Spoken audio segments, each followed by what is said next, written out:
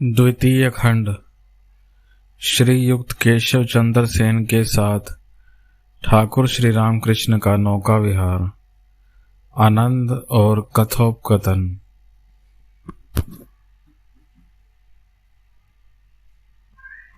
प्रथम परिच्छेद। ठाकुर श्री रामकृष्ण समाधि मंदिर में। आज कोषागार लक्ष्मी पूजा, शुक्रवार 27 अक्टूबर 1882 ईस्वी। ठाकुर दक्षिणेश्वर की काली बाड़ी के उसी पूर्व परिचित कमरे में बैठे हुए हैं।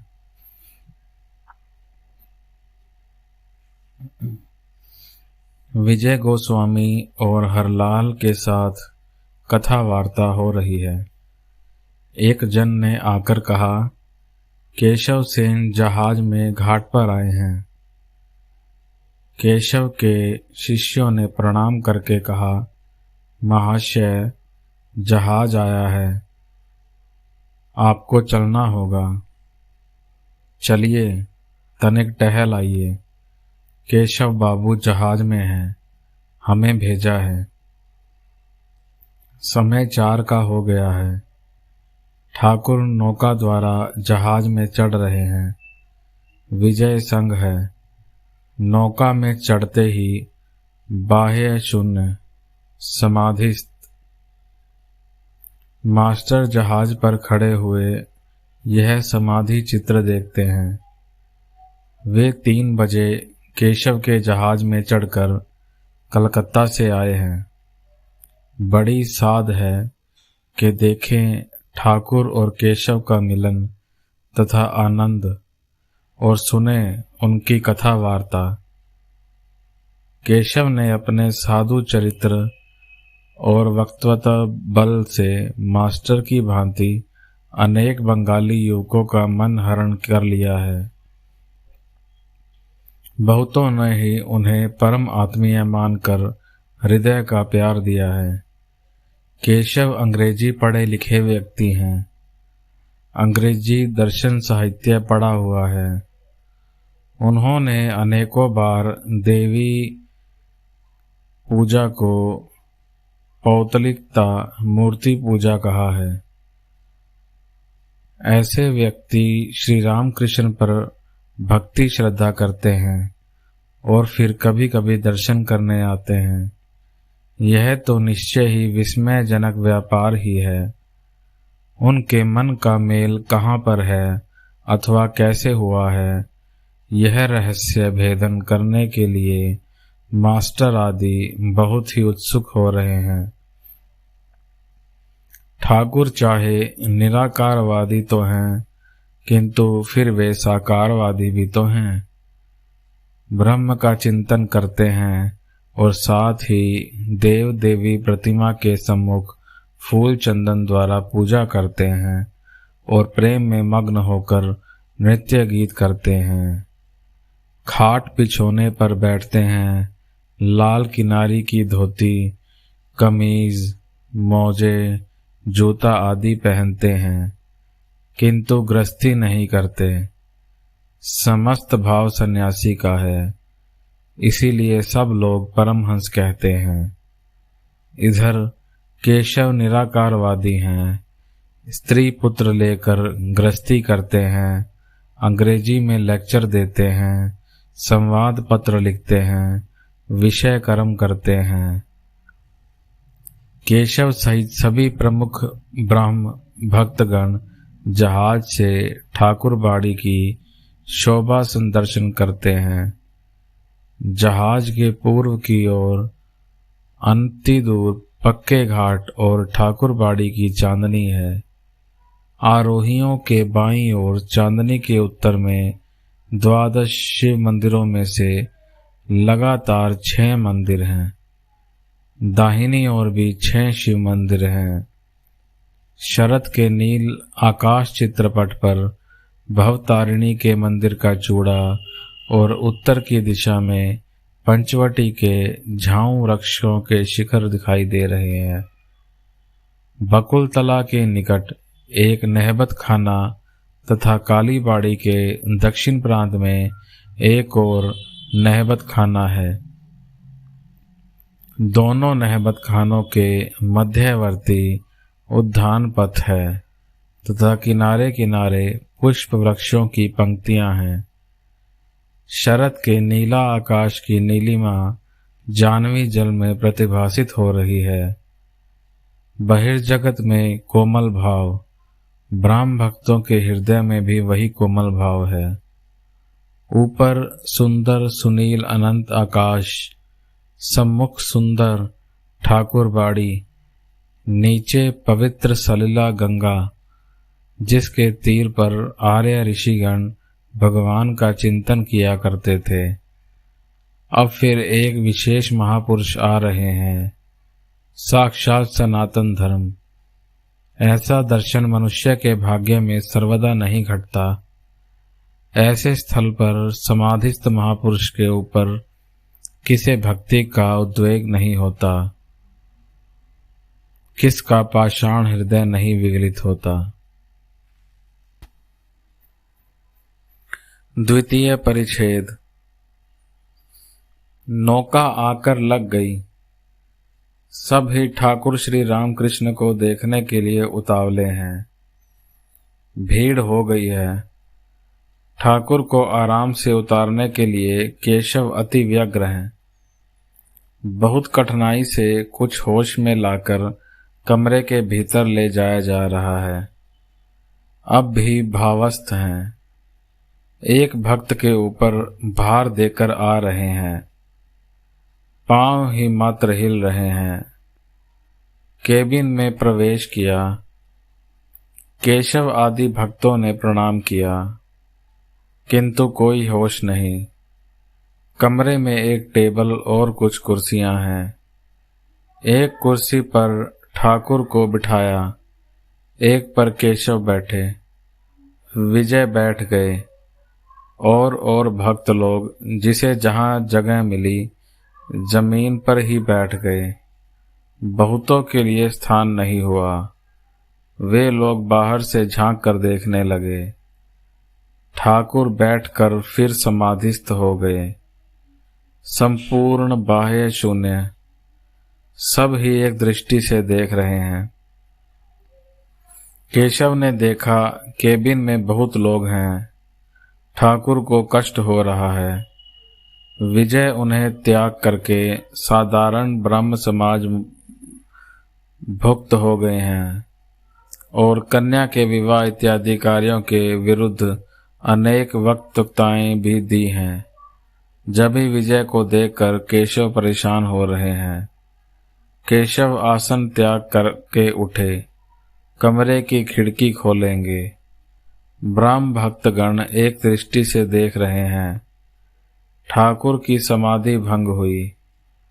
अब भी भावपूर्ण मात्रा में है। ठाकुर अपने अस्फुट स्वर में कह रहे हैं, माँ, मुझे यहाँ क्यों लाई हो? मैं क्या इन लोगों की घेरे के भीतर से रक्षा कर सकूंगा? क्या ठाकुर देख रहे हैं कि संसारी व्यक्ति घेरे के भीतर बद्ध है, बाहर नहीं आ सकते, बाहर का प्रकाश भी देख नहीं सकते। सबके ही विषय कर्मों में हाथ पांव बंधे हुए हैं। केवल घर के अंदर की वस्तुओं को ही देखते हैं और मन में सोचते हैं कि जीवन का उद्देश्य केवल देह सुख और विषय कर्म, कामिनी और कांचन ही है। जब ही क्या ठाकुर ऐसी बातें कह रहे हैं, माँ, मुझको यहाँ पर क्यों लाई? मैं क्या इनके घेरे के भीतर से रक्षा कर सकूंगा? ठाकुर को क्रमशः होश आ रहा है। गाजीपुर के नील माधव और ब्रह्म भक्त ने पवहारी बाबा की बात उठाई। एक ब्रह्म भक्त ठाकुर के प्रति, महाशय, इन सब ने पवहारी बाबा को देखा है। वे गाजीपुर में रहते हैं। आपके जैसे वे एक और जन हैं। ठाकुर अभी बातें नहीं कर सकते। इश्ते मुस्कुराए।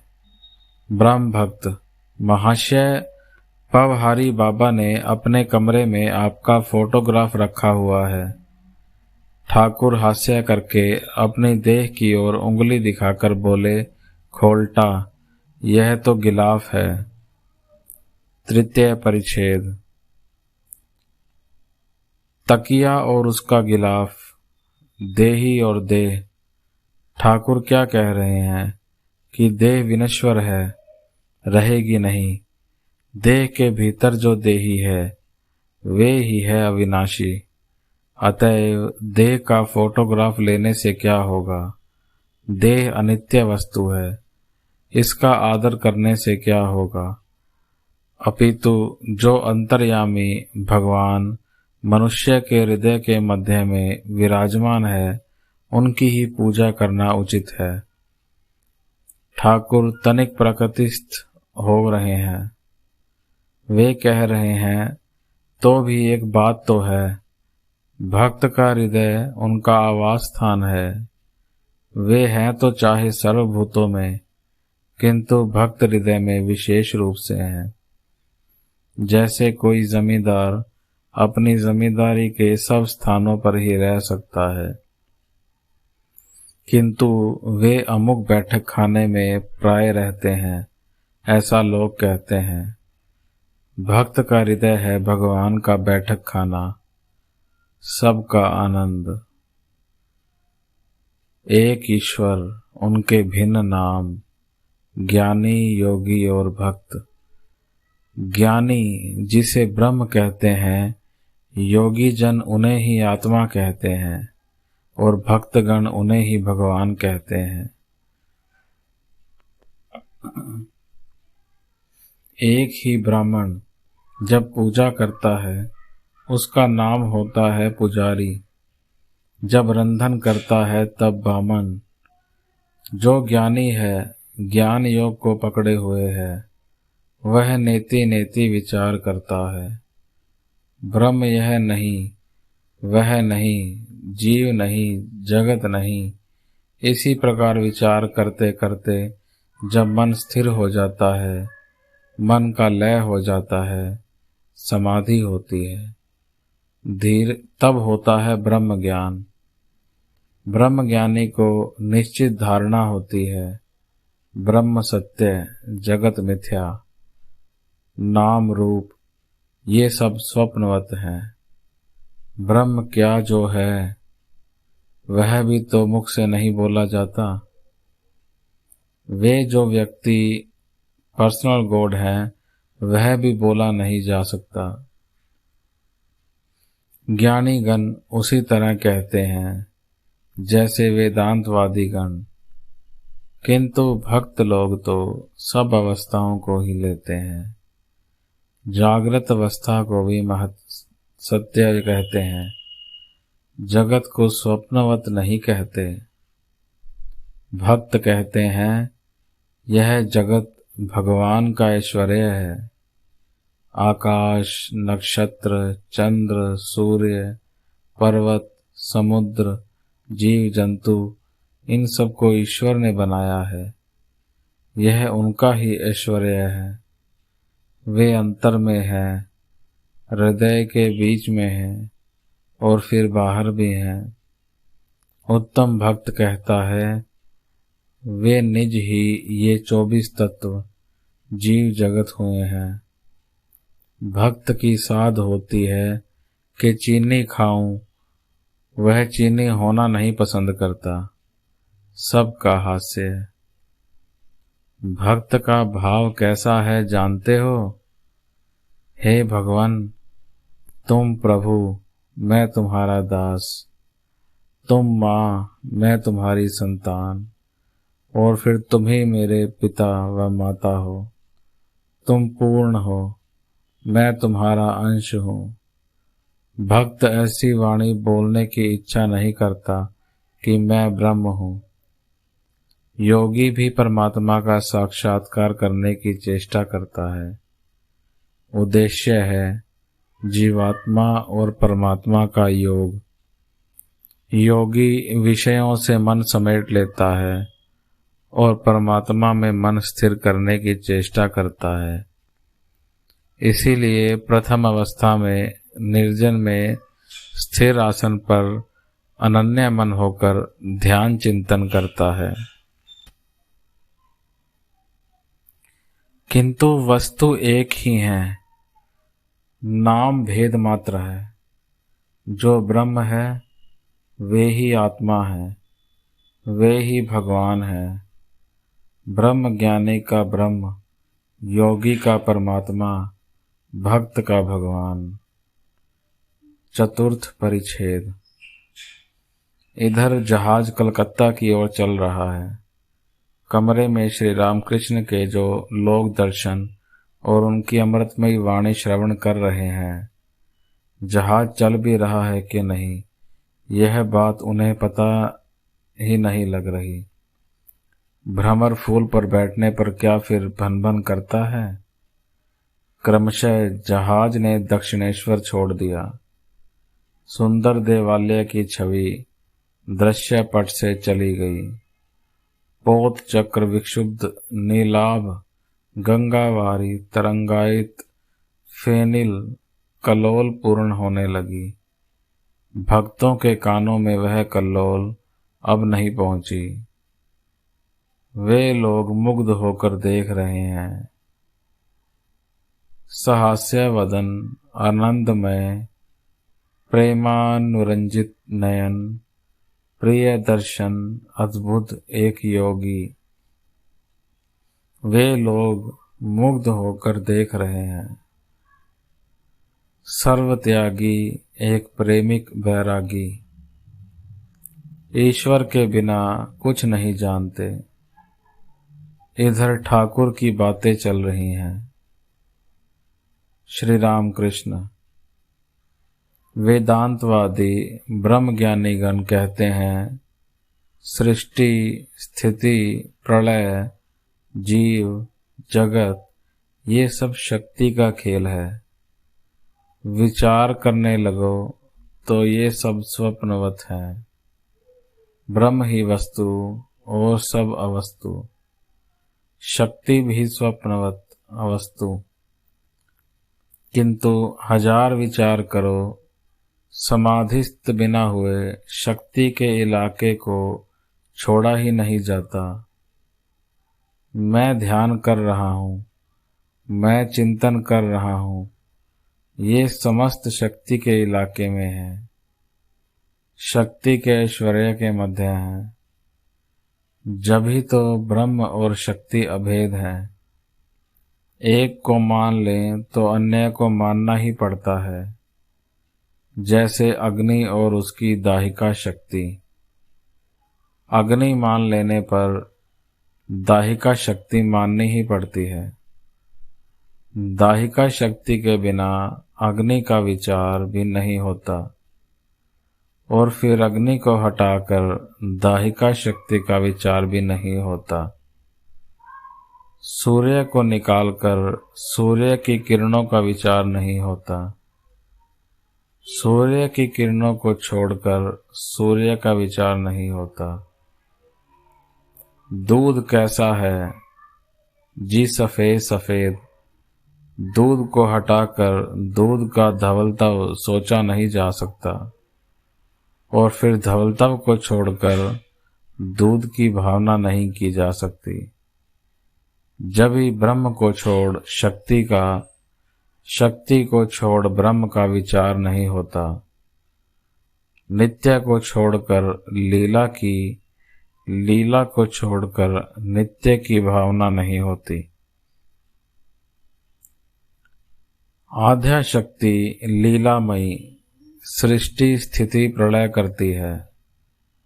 उनका ही नाम है काली। काली ही ब्रह्म, ब्रह्म ही काली, एक ही वस्तु। जब वे निष्क्रिय हैं, सृष्टि स्थिति प्रलय कोई भी कार्य नहीं करती। जब यह बात सोचता हूँ तब उनको ब्रह्म नाम से कह देता हूँ। जब वे ये सब कार्य करती हैं तब उनको काली कहता हूँ, शक्ति कहता हूँ। व्यक्ति एक ही, नाम रूप भेद। जैसे जल, वाटर, पानी। एक तालाब के 3-4 घाट हैं। एक घाट पर हिंदू लोग जल पीते हैं, वे कहते हैं जल। एक घाट पर मुसलमान लोग जल पीते हैं, वे कहते हैं पानी। और एक घाट पर अंग्रेज लोग पानी पीते हैं, वे कहते हैं वाटर। तीनों ही एक हैं, किंतु नाम में अंतर है।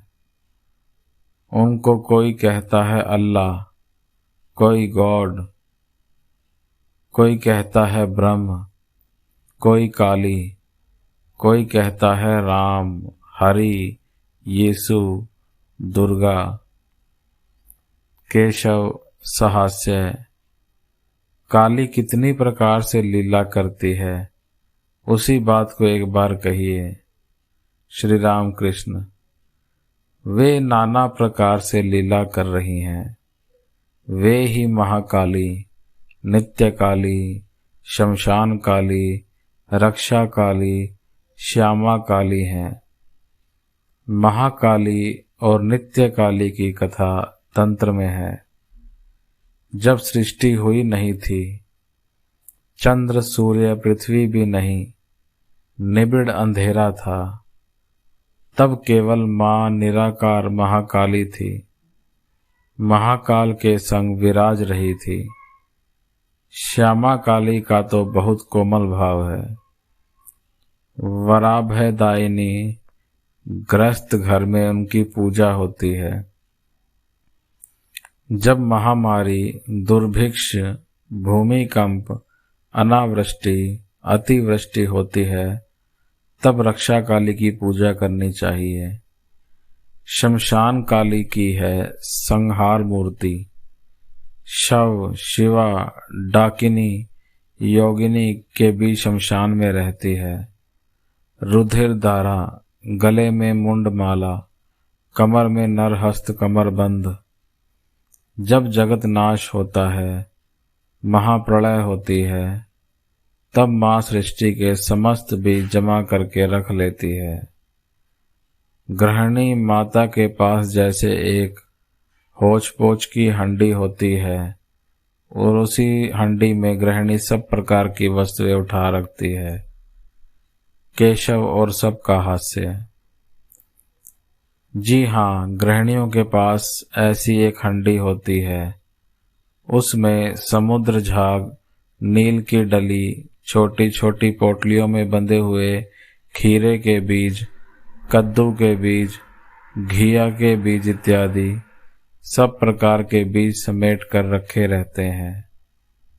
प्रयोजन होने पर बाहर निकाल लेती है।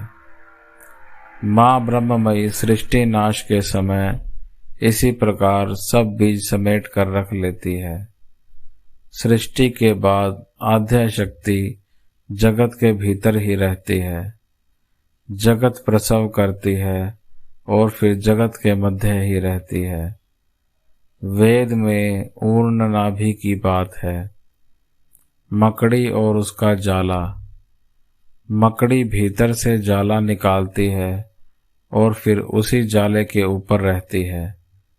ईश्वर जगत का आधार और आधे दोनों ही हैं। काली क्या काली हैं? दूर हैं तभी काली दिखती हैं, जान लेने पर फिर काली नहीं। आकाश दूर से नील वर्ण दिखाई देता है, निकट से देखो कोई भी रंग नहीं। समुद्र का जल दूर से नीला लगता है, निकट जाकर हाथ में लेकर देखो कोई रंग नहीं। यह बात कहकर प्रेमोन्मत्त होकर श्री राम कृष्ण गाना गाने लगे। माँ के आमार कालो रे, काल रूप दिगंबरी, हृदय पद्म करे आलो रे। मेरी माँ क्या काली है भाई? काल रूप दिगंबरी, वे हृदय कमल को आलोकित कर रही हैं। पंचम परिच्छेद। श्री राम कृष्ण केशव आदि के प्रति। बंधन और मुक्ति दोनों के कर्ता वे ही हैं। उनकी माया से संसारी जीव कामिनी कांचन में बद्ध है और फिर उनकी दया होने से मुक्त हो जाता है। वे ही भवबंधन की बंधन हारिणी तारिणी। यह कहकर गंधर्व आनंदित कंठ से राम प्रसाद का गाना गाने लगे, जिसका अर्थ यूं है।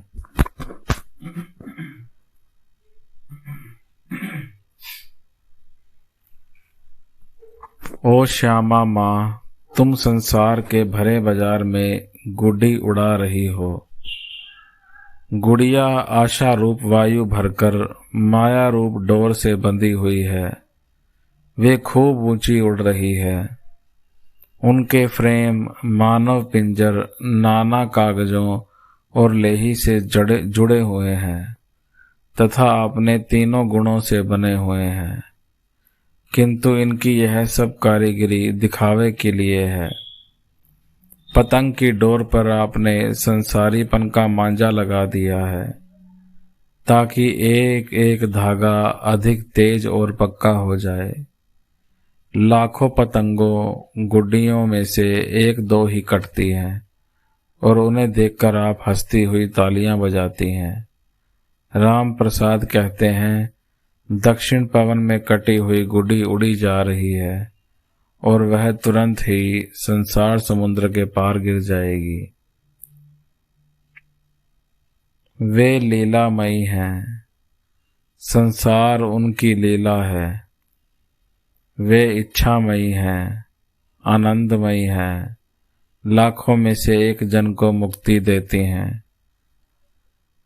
ब्रह्म भक्त महाशय, वे चाहे तो सबको मुक्त कर सकती हैं, क्यों फिर हम लोगों को संसार में बद्ध करके रखा हुआ है। श्री राम कृष्ण। उनकी इच्छा है कि यह सब कुछ लेकर वे खेल करें। धाई को पहले ही छू लें तो दौड़ा दौड़ी नहीं होती। सब ही यदि छू ले तो खेल कैसे चले। सब ही छू लेते हैं तो धाई असंतुष्ट हो जाती है। खेल चलता रहे तो धाई को खुशी होती है। जब ही तो लाखों में से एक दो को ही काटकर ताली बजाकर प्रसन्न होती है। सभी का आनंद। उन्होंने मन को आंख का इशारा करके कह दिया है कि जाओ, अब जाकर संसार करो। मन का क्या दोष है। वे यदि फिर दया करके मन को बदल दें, तब फिर विषय बुद्धि के हाथ से मुक्ति हो जाती है। तब फिर उनके पाद पद्मों में मन लग जाता है। ठाकुर संसारी के भाव में माँ के निकट अभिमान करके गाना गाते हैं, जिसका अर्थ यूं है, माँ, मुझे यही बड़ा खेद है कि तुम जैसी माता के रहते हुए और मेरे जागते हुए भी मेरे घर में डाका पड़ रहा है।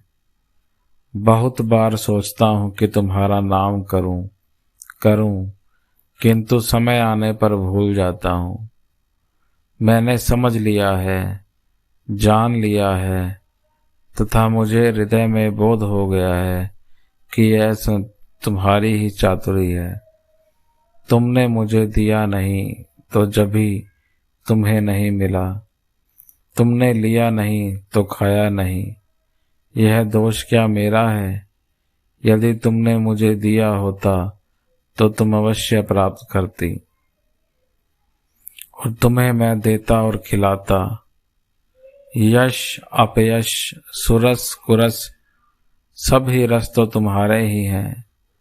हे रसेश्वरी, तुम इन रसों में रहकर रस भंग क्यों करती हो। राम प्रसाद कहते हैं कि तुमने मन तो दिया है, किंतु मन को अपनी आंख का इशारा कर दिया है।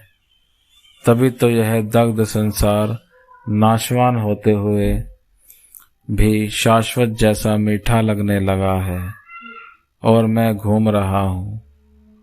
उनकी ही माया में भूलकर मनुष्य संसारी बना है। प्रसाद कहता है, मन दिया है, मन की ही आंख के इशारे से मैं चल रहा हूँ।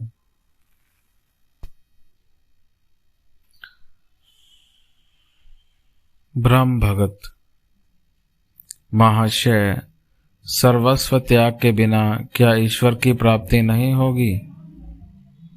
श्री राम कृष्ण: नहीं जी, तुम लोगों को सब कुछ क्यों त्याग करना होगा? तुम लोग इसी तरह आनंद में खूब अच्छे हो। सारे माँ पर तोमरा रसे बोसे बेश आछो, सारे माते सबका हास्य। तुम ठीक हो। नक्श का खेल जानते हो?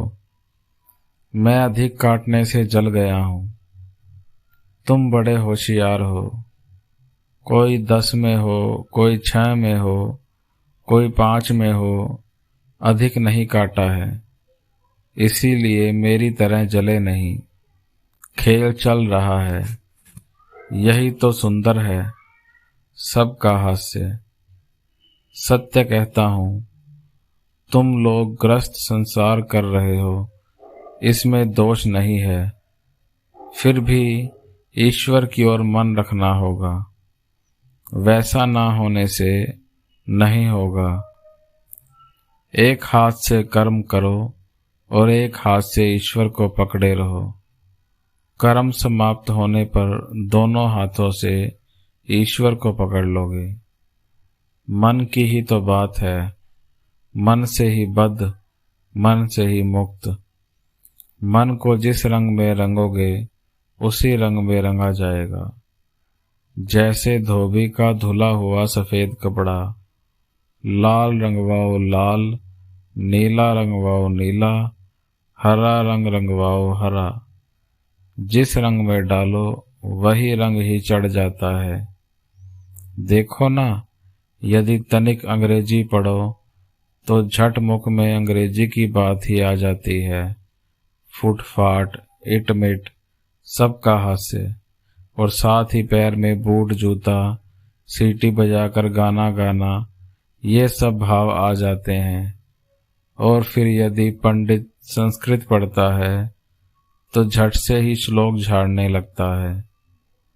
मन को यदि कुसंग में रखो तो उसी प्रकार की बातचीत विचार हो जाता है। यदि भक्त के संग रखो तो ईश्वर चिंतन, हरि कथा इत्यादि होने लगेगी। मन की ही तो बात है। एक तरफ स्त्री, एक और संतान, एक को एक तरह से, संतान को और एक भाव से देखता है, किंतु मन एक ही है। श्री राम कृष्ण ब्रह्म भक्तों के प्रति: मन से ही बद्ध, मन से ही मुक्त। मैं मुक्त पुरुष हूँ। ग्रस्त में रहूं या वन में ही रहूं, मेरा क्या बंधन।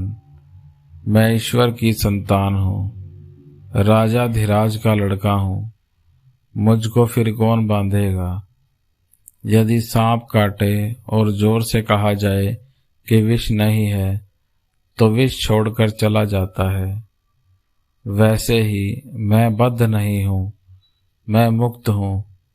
यह बात जोर से बोलते बोलते वैसा ही हो जाता है, मुक्त हो जाता है। ईसाइयों की एक पुस्तक किसी ने दी थी, मैंने पढ़कर सुनाने के लिए कहा। उसमें केवल पाप ही पाप है। केशव के प्रति तुम्हारे ब्रह्म समाज में भी केवल पाप है। जो व्यक्ति मैं बद्ध बार बार कहता है वह साला बद्ध ही हो जाता है। जो रात दिन मैं पापी ऐसा कहता रहता है वह वैसा ही हो जाता है। ईश्वर के नाम पर ऐसा विश्वास होना चाहिए, मैंने उनका नाम किया है, क्या मेरा अब भी पाप रहेगा? मुझे पाप क्या, मेरा फिर बंधन क्या? कृष्ण किशोर परम हिंदू सदाचार निष्ठ ब्राह्मण है। वह वृंदावन गया था। एक दिन भ्रमण करते करते उसे प्यास लगी। एक कुएं के पास जाकर देखा, वहां पर एक व्यक्ति खड़ा था। उससे कहा, अरे भाई, तुम मुझे 1 लोटा पानी दे सकते हो? तेरी जात क्या है? उसने कहा, पंडित जी मैं छोटी जात का हूँ, मोची। कृष्ण किशोर ने कहा, तो कह शिव, ले अब जल निकाल दे। भगवान का नाम लेने पर मनुष्य की देह मन सब शुद्ध हो जाते हैं। केवल पाप और नरक ऐसी ही बातें क्यों? एक बार कहो, जो मैंने गलत काम किया है फिर नहीं करूँगा, और उनके नाम पर विश्वास करो। ठाकुर प्रेम उन्मत्त होकर नाम महात्म्य गाने लगे। आमे दुर्गा दुर्गा बोले, माँ यदि मरे आखिरे दीने, ना तारो के मने जाना जा बेगो शंकरी। मैंने माँ से केवल भक्ति मांगी थी। हाथ में फूल लेकर माँ के चरण कमलों में रख दिए थे और कहा था, माँ यह लो अपना पाप, यह लो अपना पुण्य, मुझे शुद्ध भक्ति दो। यह लो अपना ज्ञान, यह लो अपना ज्ञान, मुझे शुद्ध भक्ति दो। यह लो अपनी शुचि, यह लो अपनी अशुचि, मुझे शुद्ध भक्ति दो। यह लो अपना कर्म, यह लो अपना धर्म, मुझे शुद्ध भक्ति दो। ब्रह्म भक्तों के प्रति राम प्रसाद का एक गाना सुनो। ग्रस्त में ईश्वर लाभ होगा क्यों नहीं, राजा जनक को हुआ था। यह संसार धोखे की टट्टी है, प्रसाद ने कहा था। उनके चरण कमलों में भक्ति प्राप्त कर लेने पर यही संसार ही मजे की कुटी बन जाता है। मैं खाता पीता और मौज करता हूँ। राजा जनक महातेजशाली थे, उनमें किस बात की त्रुटि थी? इधर उधर की दोनों दिशाएं रखते हुए दूध के कटोरे पीते थे, किंतु झट से राजा जनक नहीं बना जाता। राजा जनक ने निर्जन में बहुत तपस्या की थी। गृहस्थ में रहकर भी कभी कभी निर्जन में वास करना चाहिए। घर से बाहर अकेले जाकर यदि भगवान के लिए 3 दिन भी रोया जाए वह भी अच्छा है। यहाँ तक कि अवसर मिलते ही एक दिन भी निर्जन में उनकी चिंता यदि की जाए वह भी अच्छा है। लोग स्त्री पुत्र के लिए घड़ों रोते हैं, ईश्वर के लिए कौन रोता है बोलो? निर्जन में रहकर बीच बीच में भगवान के लिए साधन करना चाहिए।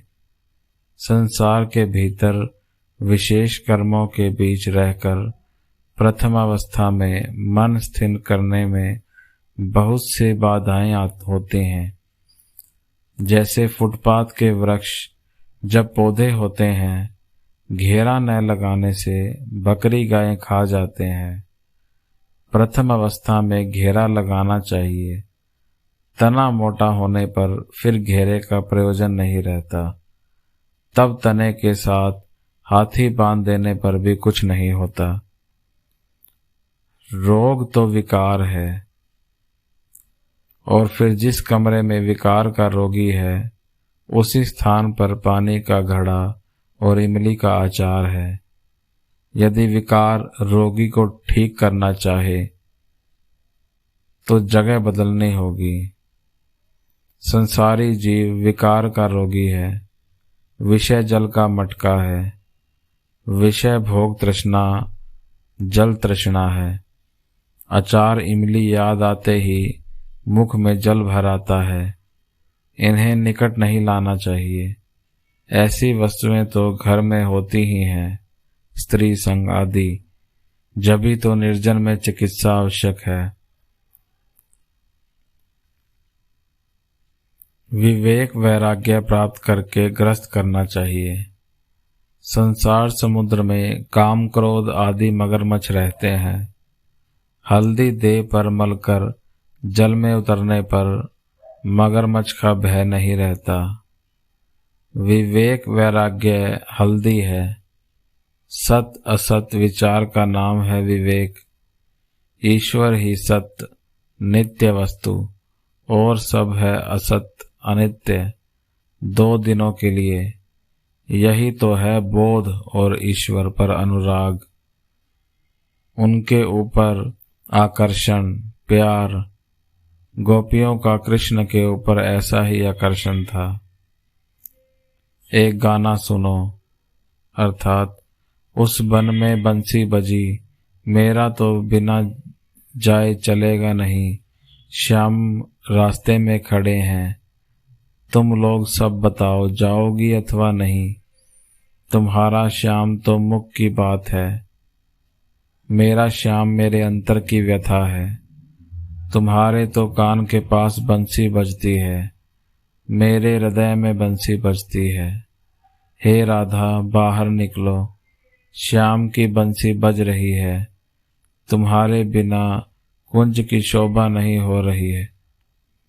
ठाकुर ने अश्रुपूर्ण नयनों में से इस गाने को गाते गाते केशवादी भक्तों से कहा, राधा कृष्ण मानो चाहे ना मानो, इस आकर्षण को तो लो।